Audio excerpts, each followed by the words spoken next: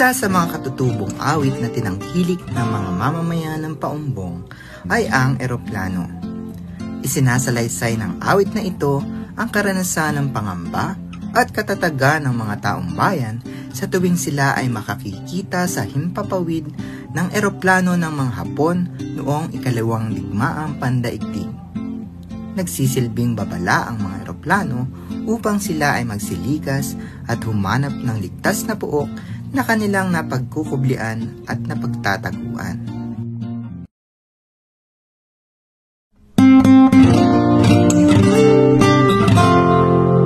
Eroplano lumilipad, humahanap ng kalaban. Neneng ay iyong tulinan, at baka tayo abutan. Saan tayo magsusuot ng di abutan ng lungkot? Saan tayo magkukubli nang di abuti ng lungkot?